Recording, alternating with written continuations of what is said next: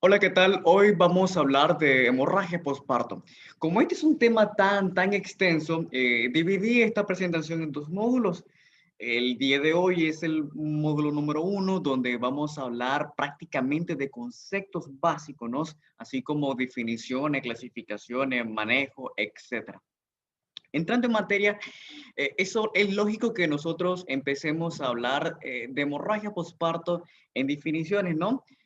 Hay diferentes literaturas que nos dan diferentes definiciones, ¿no? Pero en este caso, nos abordamos más a la normativa 119 MINSA, ¿no? Donde nos dice que hemorragia postparto es pérdida de cualquier cantidad de sangre que cause signos de inestabilidad hemodinámica. Ya conocemos esos signos. También nos dice que hemorragia postparto se le considera el descenso del hematócrito mayor o igual al 10% del valor basal previo al parto o cesárea, con o sin sintomatología. La tercera definición que nos da la normativa es que es pérdida sanguínea mayor a 1000 ml independientemente de la vía de finalización del embarazo, ya sea de que este embarazo se dio por vía vaginal o se dio por cesárea, ¿no? Entonces, teniendo en cuenta esto, nosotros podemos hablar de epidemiología. Ya la normativa nos dice que la hemorragia postparto está presente en el 11% de nacimiento a nivel mundial, ¿no? Lo que si hablamos en número absoluto, este 11% representa el 13,7 millones. Si hablamos un poco más localizado, entonces nos vamos a Latinoamérica. Y aquí la hemorragia postparto constituye la primera causa de muerte materna con un 27%.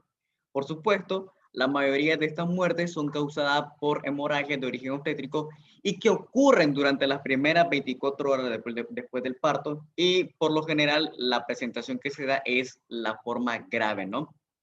Entonces, nosotros podemos hablar de clasificación ya teniendo en cuenta la definición y ya teniendo en cuenta la epidemiología. En este caso, la clasificación de la que estamos viendo a continuación es la clasificación según la etiología o la famosa mnemotecnia de las 4T. Ya tenemos ahí tono, que representa el 70%. Ese 70% corresponde aquí en Nicaragua, no a nivel mundial, ¿no? Entonces, tono, el 70%. La siguiente T es trauma, que corresponde al 20%. La siguiente T, la tercera, es tejido y representa el 9%. Y la última T, trastorno de hemostasia o trombina y representa apenas el 1%. A la par de la etiología, tenemos causas y factores que predisponen a las diferentes etiologías como tal, ¿no? Por ejemplo, si nosotros hablamos de tono, ya sea hipotonía o atonía, eh, una de las causas que predisponen a esto es la sobredistensión uterina, parto prolongado o precipitado. Un factor de riesgo de esto son las gestaciones múltiples, la macrosomía o la hidrocefalia severa, ¿no? Ahora, si hablamos de trauma, aquí podemos encontrar desgarro del canal del parto, ruptura uterina, inversión uterina, y uno de los factores de riesgo para llevar a esto son, por ejemplo, el acertismo, la maniobra de Credit, el excesiva atracción del cordón y la gran multípara. En el caso de tejido, que es la tercera T, aquí encontramos como causa retención de restos placentarios o anormalidad de la placentación. Ya podemos hablar de aquí sobre placenta previa, útero bicorne, cirugía uterina previa, etc. Y en trombina o trastornos de la hemostasia, estas se subdividen en dos, en adquirida y congénita. Aquí, por ejemplo, si hablamos de adquirida, que son las más frecuentes, podemos mencionar como factor de riesgo preeclampsia, síndrome de Hell, embolia de líquido amniótico, sepsis, transfusiones masivas. Y en el caso de la congénita, ya conocemos enfermedad de von Willebrand o hemofilia A. Entonces, esa es la clasificación según la etiología. También tenemos la clasificación según el tiempo, ¿no? De presentación de la hemorragia postparto. Por ejemplo, cuando nosotros decimos hemorragia temprana, nos estamos refiriendo a aquella hemorragia postparto que se presenta antes de las 24 horas, ¿no? Generalmente en las 2 primeras horas, y es la forma más frecuente y grave que se da. La otra es la hemorragia tardía, que se presenta después de las 24 horas hasta las 6 semanas. Tiene como frecuencia entre el 5 y el 10% de los partos, ¿no? Hay otra literatura que hablan sobre hemorragia lejana, y, hemorragia puerperal tardía, etc. Pero de manera general podemos clasificar eh, la hemorragia postparto según el tiempo en hemorragia temprana, que es de antes de las 24 horas, y hemorragia tardía después de las 24 horas hasta las 6 semanas. Entonces, eh, estamos hablando de hemorragia postparto, ¿no? Y para ver una hemorragia postparto, prácticamente la literatura nos dice que hay que entrenar muy bien nuestros ojos para poder identificar estas hemorragias postparto. Pero la pregunta que nos hacemos es por qué a veces no nos damos cuenta de que nuestra paciente está con una hemorragia postparto. Bueno, esto se debe a cambios fisiológicos hemodinámicos que se presentan en el embarazo, ¿no? ¿A qué me refiero con esto? Bueno, uno de los cambios fisiológicos hemodinámicos que la mujer presenta en el estado de embarazo es que hay un incremento del volumen sanguíneo a un 40 a un 45%. Este aumento del volumen sanguíneo está expensa al volumen plasmático en un 75% y a una masa eritrocitaria que corresponde a un 25%. De modo que estas dos cosas me va a dar una anemia por disolución, ¿no? Ya sea por disminución del hematócrito hasta un 34%, una disminución de la hemoglobina hasta en un 11 o 12 gramos por 100 mililitros. Entonces, prácticamente nuestra paciente entra en anemia. Y la anemia provoca ¿qué? Aumento de la frecuencia cardíaca, ¿no? Entonces, ese aumento de la frecuencia cardíaca más el incremento del volumen sanguíneo nos da un aumento del gasto cardíaco. Entonces, eh, quiero que tengamos en mente este primer cambio, que es el incremento del volumen sanguíneo. Ahora vamos con el segundo cambio, que es la resistencia periférica. Pues resulta que en el embarazo la resistencia periférica disminuye, ¿no? Un ejemplo que siempre me gusta dar a mí es, por ejemplo, qué pasaría si agarramos una manguera de bombero y la conectamos a un grifo de agua común y corriente. ¿Cómo creen ustedes que va a salir esa fuerza de agua? Obviamente va a ser una fuerza muy nula porque la fuerza que ejerce el grifo es muy menor, ¿no? Ya que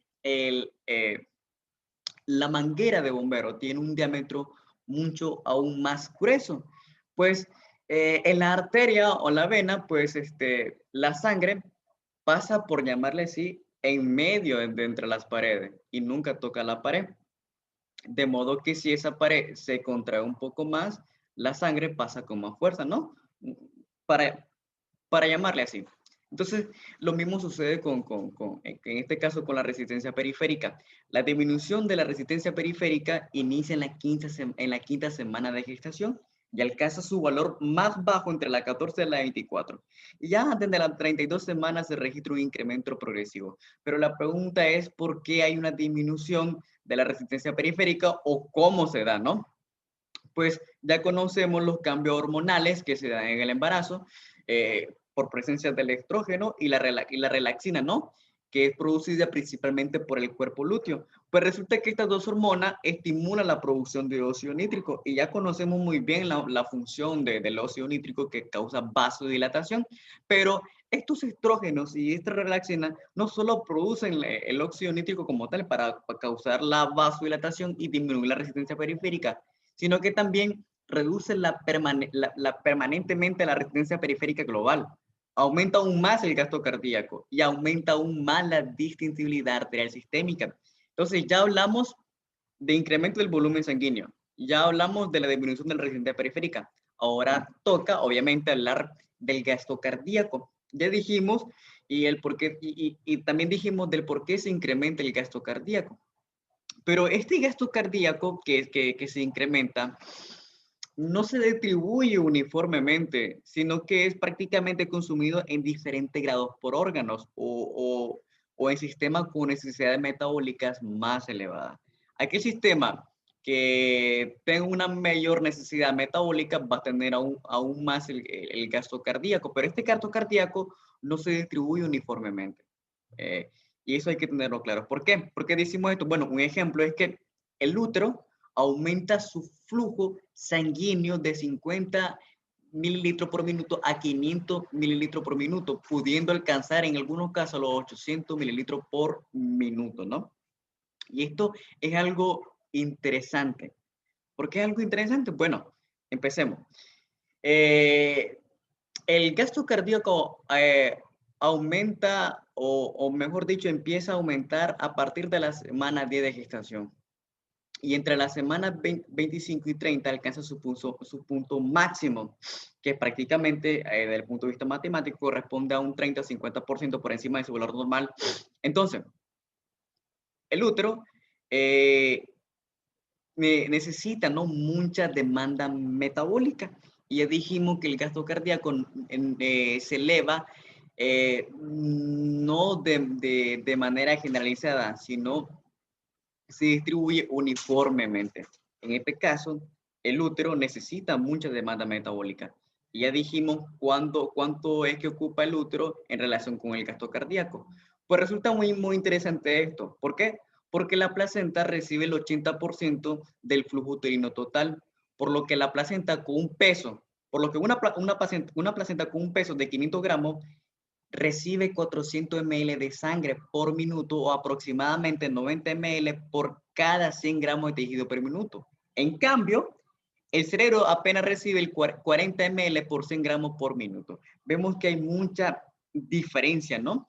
Y el por qué el gasto cardíaco que se eleva en el estado del embarazo no se distribuye uniformemente. ¿Qué quiero decir con esto? Anteriormente dijimos del por qué a veces se nos dificulta eh, observar, ¿no? O determinar que nuestro paciente está en una hemorragia postparto. Y precisamente eso se debe a estos cambios fisiológicos, porque quizás nuestro paciente está perdiendo demasiada sangre, pero aún no muestra signos y síntomas de shock o de hipotensión, precisamente por estos cambios que de alguna u otra manera compensan la pérdida que está teniendo nuestro paciente en ese momento. Entonces, por eso la diferente literatura nos habla, ¿no?, de que hay que entrenar el ojo para poder identificar la hemorragia postparto precozmente. Entonces, estos son cambios fisiológicos hemodinámicos del embarazo, ¿no? Pero ¿cómo nosotros podemos determinar desde el punto de vista clínico cómo nuestra paciente va a responder a esta hemorragia postparto? Bueno, aquí nuestro cuadro nos dice que aquella paciente, ¿no?, que por lo general pierde menos de 900 ml, que hablando en porcentaje, esto representa el 15%, va a ser una paciente sintomática. Va a ser una paciente sintomática. Y lo va a hacer precisamente por todos los mecanismos compensatorios que se presentan en el embarazo. Pero esto no quiere decir de que siempre va a estar asintomática. Va a haber un punto donde ya nuestro paciente va a experimentar, ¿no? O va a presentar signos y síntomas. Entonces, una paciente que pierde de 1200 a 1500 ml, que en porcentaje es del 20 al 25%, ya es una paciente que va a presentar taquicardia, taquipnea, reducción de la presión de pulso y ortopnea, ¿no? En cambio, una paciente que pierde de 1800 a 2100 ml, que corresponde al 30 al 35%, va a empezar aún más con mayor taquicardia, taquipnea, ya aquí hablamos hipotensión y extremidades frías, ¿no? Y mayor a 2400 ml, que corresponde al 40%, ya es una paciente que está chocada y que está en estado de oliguria o anuria y por supuesto ya es pretendente a una falla renal. Entonces, pero nosotros nos preguntamos, ¿cómo nosotros podemos agarrar este cuadro y clasificarlo en leve, moderado, severo, ¿no? Tenemos que tener una clasificación de la hemorragia postparto que nos oriente desde el punto de vista clínico. Y realmente sí lo hay. Aquí tenemos un cuadro donde nos da la clasificación, ¿no?, de hemorragia postparto según el grado de choque. Es prácticamente lo mismo que lo anterior, nada más que aquí ya lo estamos clasificando, ¿no? Según el grado. Por ejemplo, esta misma paciente que pierde del día el 15% de su volumen sanguíneo, que corresponde prácticamente a 1000 ml, va a tener un sensor normal, una perfusión normal, un pulso de 60 a 90, una presión arterial por encima a 90 milímetros de mercurio, y el grado del choque va a estar ausente, y va a estar ausente precisamente por todos los mecanismos compensatorios que se presentan hemodinámicamente, que se presentan en el embarazo. Pero ya con un porcentaje del 16 al 25%, que estamos hablando de 1001 a 1500 ml, ya tenemos un sensorio, o podría ser normal, o ya podría estar nuestra paciente agitada. Claro que eso va a depender según el peso, ¿verdad? En este caso, el peso que nos está dando nuestro cuadro es de una mujer de 50 a 70 kilogramos. O va a estar normal el sensorio o va a estar agitada. La perfusión, ya podemos ver palidez o frialdad, y el pulso puede estar de 91 a 100, ¿no? Y la presión arterial podría estar de 80 a 90 milímetros de mercurio, y aquí ya clasificamos nuestra hemorragia postparto en un grado de choque leve.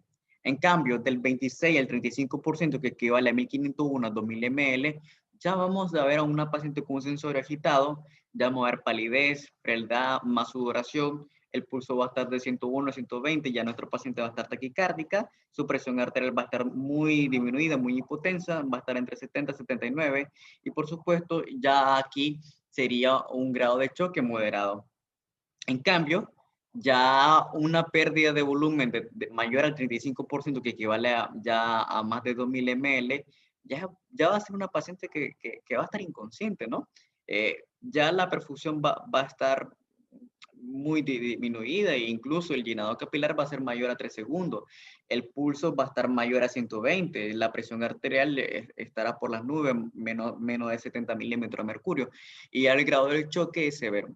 Por supuesto, si aquí estamos hablando de una clasificación de hemorragia postparto según el grado de choque, eso quiere decir de que no va a haber perfusión a nuestros tejidos, ¿no?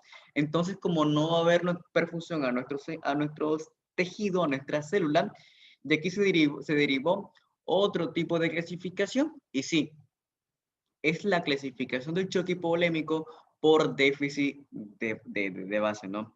Por ejemplo, en una clasificación 1 vamos a tener una base menor a 2, ¿no? Y aquí nuestro paciente no va a estar chocado. En cambio, por ejemplo, si tenemos ya una déficit de base de 2 a 6, ya estamos hablando un choque de grado 2. ¿Mm? Entonces, aquí ya empezamos a considerar, ¿no? Si hacemos la transfusión o si usamos alguna otra alternativa. Ya en la clase 3 vamos a encontrar una déficit de base de 6 a 10, y aquí hay transfusión, sí o sí de transfusión. Y aquí ya clase 4, cuando nos presenta un déficit de base mayor a 10, ya es una transfusión masiva. Entonces, teniendo en cuenta esto, nosotros podemos hablar, ¿no?, del sangrado uterino normal postparto. ¿Es normal que la mujer sangre en el posparto? Sí, es normal, pero hasta cierta cantidad. Entonces, ¿cómo es que esto se da? Bueno, después que se da el alumbramiento placentario, ¿no?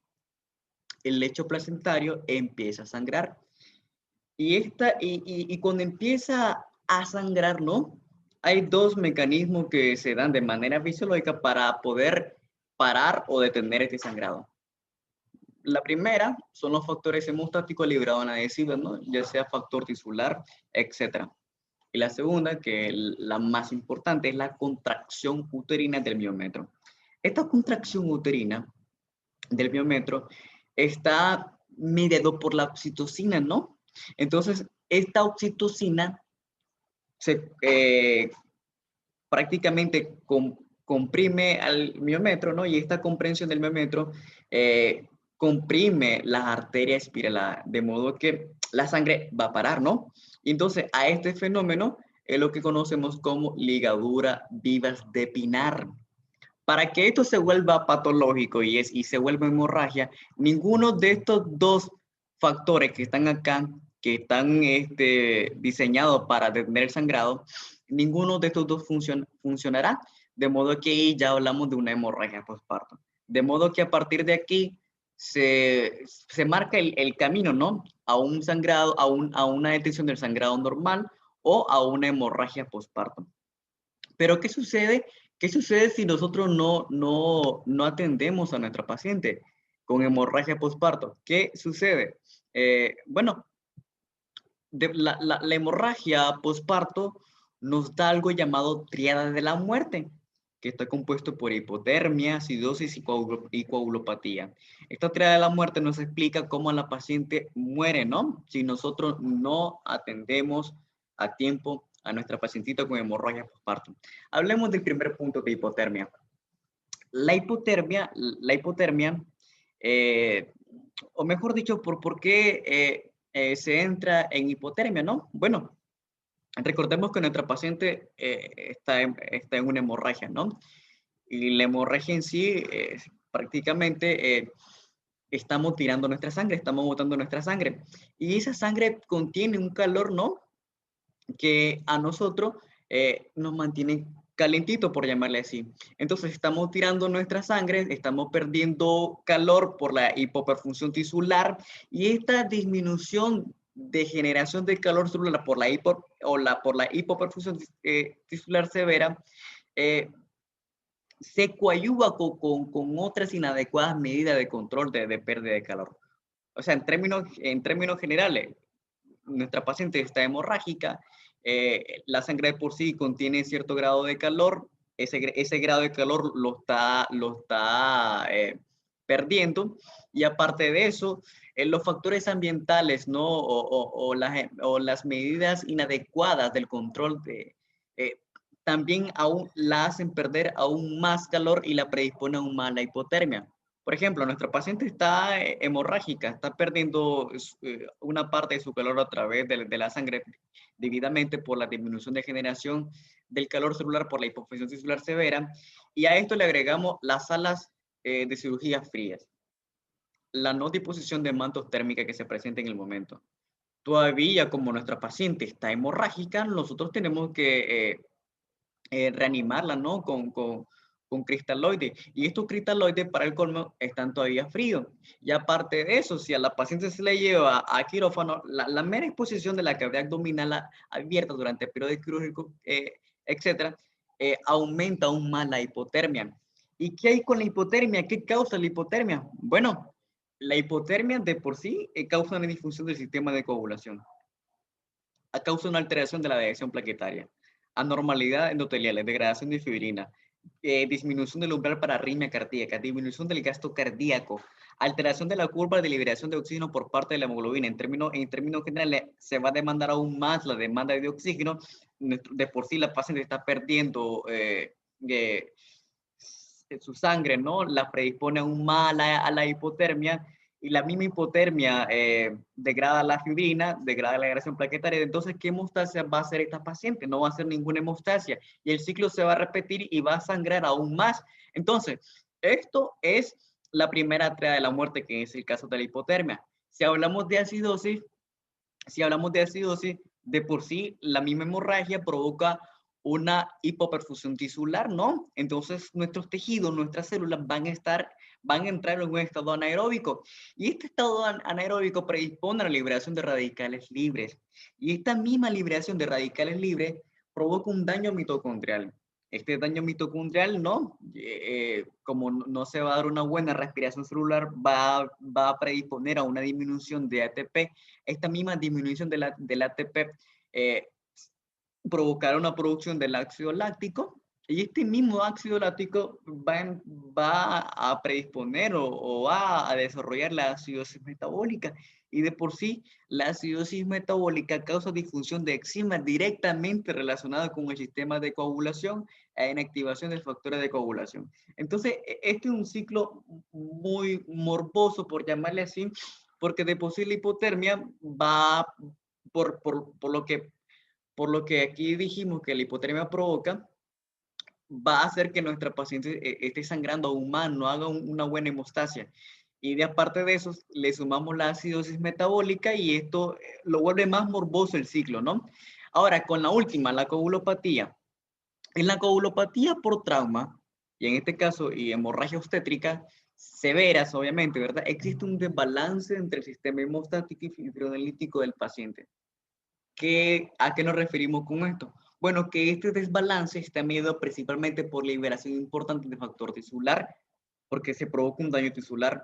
Entonces, esto predispone a un estado protrombótico y consumo elevado de factores de coagulación. Ahora, sumamos ese estado protrombótico con un funcionamiento enzimático normal, que de por sí está por la misma acidosis metabólica y por la misma hipotermia, entonces esto generará aún más un pobre control de la hemorragia.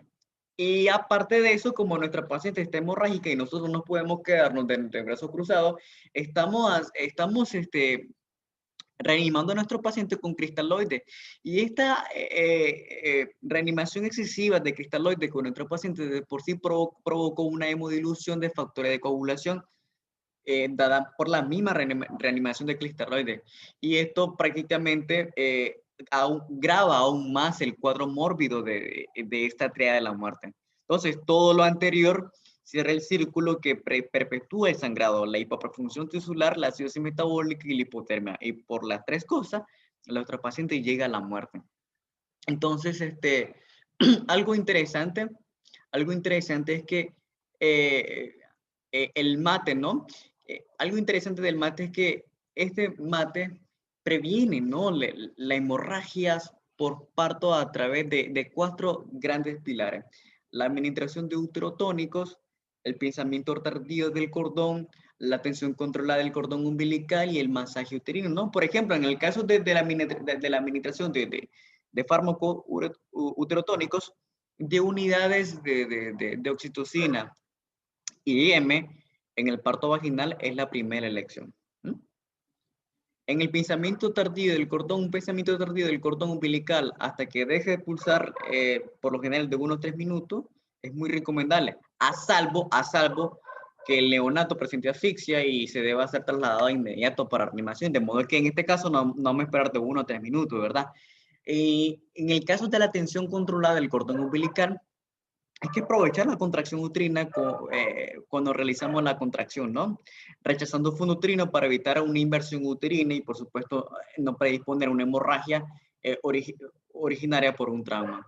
Y en el caso del masaje uterino, podemos realizar este masaje uterino inmediatamente al alumbramiento placentario y cada 15 minutos durante las primeras 2 horas. Este mate, que es el manejo activo del tercer periodo del parto, previene es un número muy grande, la hemorragia posparto, ¿no? Entonces, ya teniendo en cuenta los demás, podemos nosotros hablar del manejo, del esquema de manejo diagnóstico de hemorragia corporal. Este fue un esquema que me encontré en un manual y me gustó mucho porque es muy básico y muy fácil a seguir. Miren, ¿cómo nosotros podemos explicar esto? Bueno, estamos con nuestra paciente.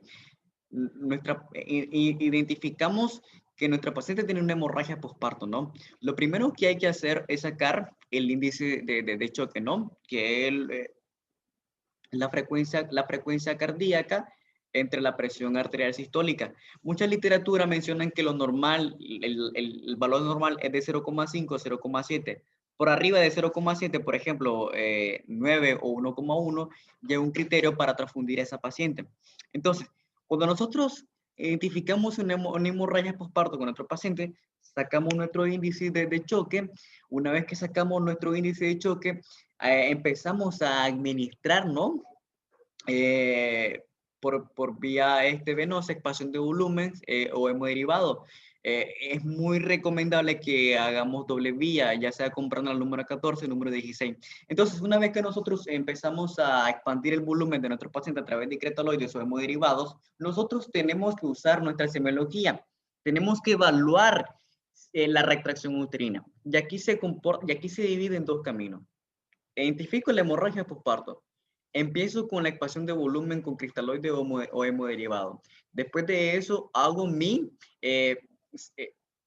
mi examen físico abdominal y mi examen físico abdominal me va a llevar por dos caminos distintos. Por ejemplo, si en mi examen físico abdominal yo encuentro una retracción anormal, o sea, un útero subinvolucionado, desde el punto de vista epidemiológico, como vimos anteriormente, yo voy a pensar primero en que esa hemorragia postparto es por una inercia uterina, o sea, por una hipotonía o una autonía como tal.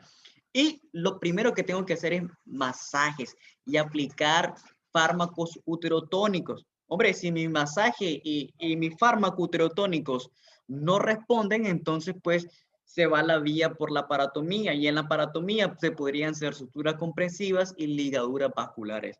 Si ninguna de estas dos técnicas funcionan, no responden, bueno, ni modo se llevaría a cabo la esterectomía. En cambio, si en el momento que yo estoy evaluando a mi paciente y encuentro una retracción normal de mi útero, o sea, un útero bien involucionado, entonces yo me dedico a mi examen físico en pabellón. Mi examen físico, en vez de estar a nivel abdominal, me dedico a un examen físico de pabellón, más abajo. Y ahí reviso el canal, reviso el manual de la cavidad uterina. Y una vez que yo reviso mi canal vaginal y una vez que yo reviso mi cavidad uterina, entonces yo aquí puedo encontrar tres cosas. O puede ser un desgarro vaginal o cervical y aquí aplicamos sutura. O puede ser una rotura uterina y aquí aplicamos la paratomía y reparación, ¿no? O puede ser resto placentario como acreta, increta o precreta y aquí se hace una revisión instrumental y legrado, ¿no? Recordemos que el objetivo de alcanzar, una vez que nosotros estamos expandiendo volumen con hemoderivados, ¿no?